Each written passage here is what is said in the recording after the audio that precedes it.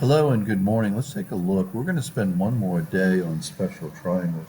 Make sure if you can't do it, you ask your neighbor how to do it, and then you can ask me. Let's take a look here. First thing you're going to do is put your circles. Across from the 90 will always go to 2. Across from the 30 will always go to 1. And across from the 60 will always go to the square root of 3. And so now you set your proportions up. So you're going to have 2 over 7 square root of 3 is equal to 1 over x. That's your first one. And then your second one is 2 over 7 square root of 3 equals 1 over equals square root of 3 over y. Okay, so once you get to this point, you just have to cross multiply. So you're going to get 2x, excuse me, is equal to 7 square root of 3. Then you divide by 2, and you're going to get 3.5 square root of 3. And let's see what that answer really is. So clear your calculator, press 3, shift, square root, times 7, press equals, and then divide by 2. Make sure you get 6.1. So one answer is 6.1. On this one right here, you're going to cross multiply, get 2y. There's a 1 right here on the outside, so you're going to take the 7, which is on the outside. 7 times 1 is 7. 3 times 3 is 9. But the square root of 9 is 3. So 7 times 3 is 21. So you're going to get 2y is equal to 21, divide by 2. So 21 divided by 2 is your answer. And I get 10.5. And that's how you do it. Make sure you understand special triangles, because tomorrow I am going on to trigonometry. Let's try this one right here, number 2. Put an x and a y, and then let's try and work it. Put your bubbles, like that. Across from the 90, you had to memorize 1 square root of 2. Across from the 90 will always go to square root of 2 on this one, and both of these are the same. It's an isosceles triangle. So now you're going to have 2, or square root of 2, over 6 square root of 3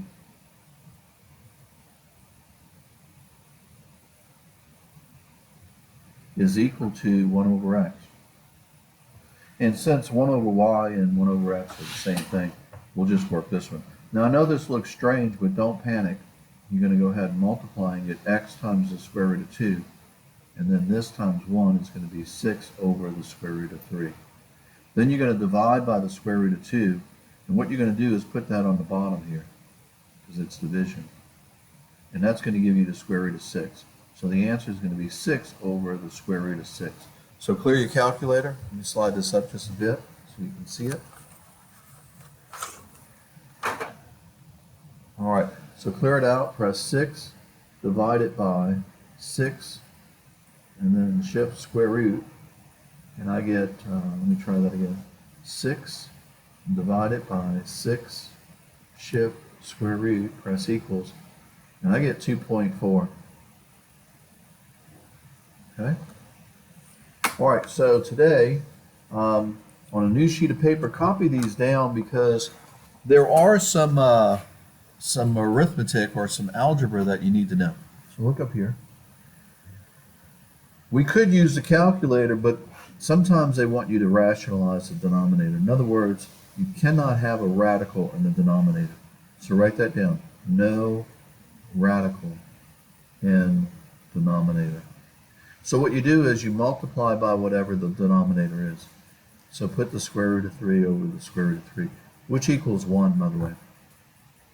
So when you multiply straight across, you get 5 square root of 3 over the square root of 9. Well, the square root of 9 is 3, so your answer is going to be 5 square root of 3 over 3. You can't reduce these because one's inside, one's outside, but this is your answer written in radical form. Make sure you understand how to rationalize the denominator. I want you to try one. Put 2 over the square root of 5, and I want you to multiply. So to get rid of that, you're going to go ahead and write that twice. And so now you're going to get 2 square root of 5 over the square root of 25. Square root of 25 is 5, so it's going to be 2 square root of 5 over 5, and that's your answer. And that's how you rationalize a denominator. Make sure you understand that. This one right here, you're going to extract perfect roots. So you're going to go 2 times 25. 25 is a perfect square. So the square root of 50 is 2 times 25. The square root of 25 is 5, so your answer is 5 square root of 2. And there it is, and that's how you extract perfect roots. Okay, try to memorize this because you are responsible for it on the EOC. All right, we're going to move on off of geometry. Your assignment is right here, and I put the second page first, so work that one first, and then flip it over and work the front side. So when you turn it in with the heading first, even though I have it backwards here. Okay, so when you finish the back side there, work on the front side. And there it is right there. Let's talk about MCR. MCR, it says find the slope. Well, to find the slope, you got to get y by itself. So circle that. You're going to move the 3x to the other side. You're going to get negative 2y equals negative 3x minus 16. Remember, the sign changes when you cross that line. Now you're going to divide everything by negative 2, and when you do, you get y equals a positive plus 8. And that's your answer right there. 2 negatives make a positive. And that's called slope-intercept form. And this is your slope. So 3 over 2 is your slope. And that's how you do that. This one right here wants parallel and perpendicular. Well, this line is the same as the one we just did. So the slope is 3 over 2. So to get parallel, you're going to use the same slope. To get perpendicular, you're going to flip it and change it. So put FC, and when you flip it, you get 2/3, and when you change it, it becomes a negative. So it's going to be y minus my y, which is the second one here, by the way, is equal to my slope, in this case 3 over 2, and then x minus my x, which is a negative 2. You can change this to a plus here, and you probably should. And then the only difference between parallel and perpendicular is you substitute this and write everything again. So it's going to be y plus 5 is equal to negative 2/3, and then x plus 2. And that's how you do parallel and perpendicular. So today, I want you to finish this worksheet B. If you wasn't here yesterday, it's in that folder over there. Okay? So finish worksheet B. You can look at it. It's going to be on Canvas as well if you want to print a copy, but I'll flash it to you here on the video, and you can work it however way you like. Okay? But make sure you understand the concept.